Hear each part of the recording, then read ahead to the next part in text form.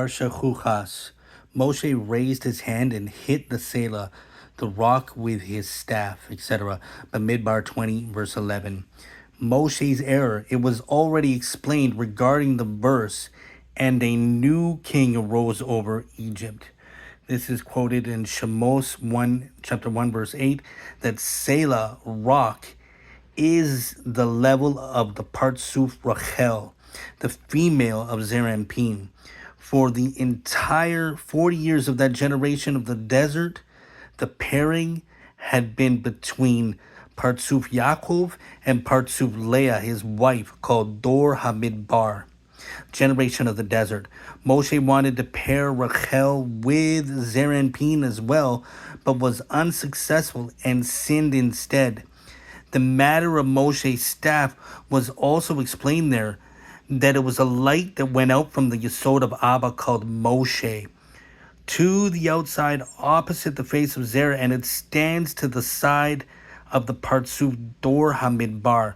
Moshe had planned to return the illumination made below through the Panim to the back where Rachel was located, to rectify and increase the Partsuf Rachel so she could turn face to face with Zer.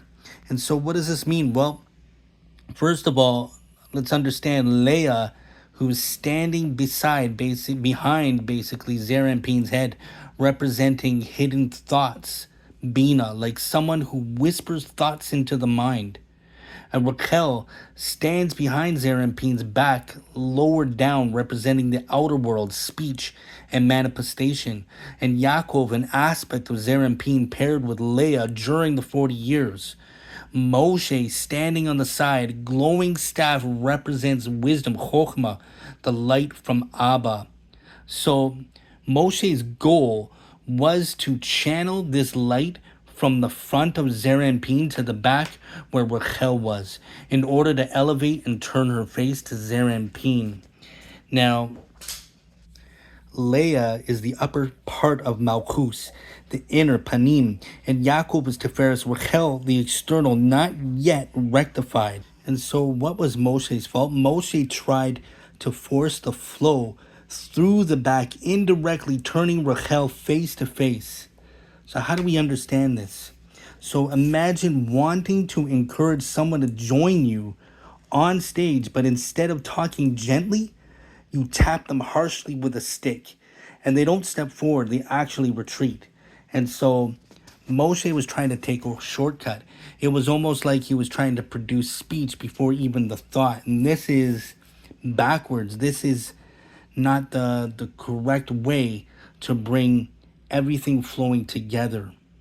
And so going further, this is the sod of, and he hit the rock, Selah, with his staff. Bamidbar 20, verse 11, Selah being Rachel. She only receives light from the Yesod of Ima, from the backside, which is Ehyeh, expanded with the Yuds, which has the gematria of Selah, 160. Selah is rock, as we see here. Samik Lamed Ain equals 160, and the Malui of Ehyeh is Aleph Hey Yud Hey, spelt in full, which also gives us the gematria of 161. So Selah in Kolel 1 equals the same as Ehyeh, known as the backside. And therefore, he hit with his staff the place where the lights go out from within Zerampin through the face, in order to return the lights, with the staff, the place where the lights go out from within Zer, through the face, in order to return the lights to the back of Rachel. It was a sin, however, because it was not possible to push off these lights with the hit of the staff to the backside until the Selah, which is Rachel, returns face to face with Zer. And these lights would flow to her automatically without a beating by the way of Panim.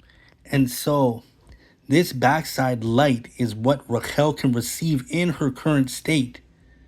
When she's not face to face with Zerampin, Moshe hit where the light flows out through the face of Zerampin.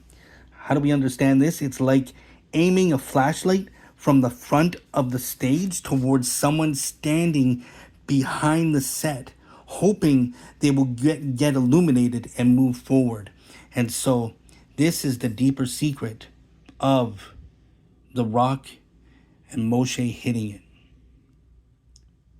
Shabbat Shalom.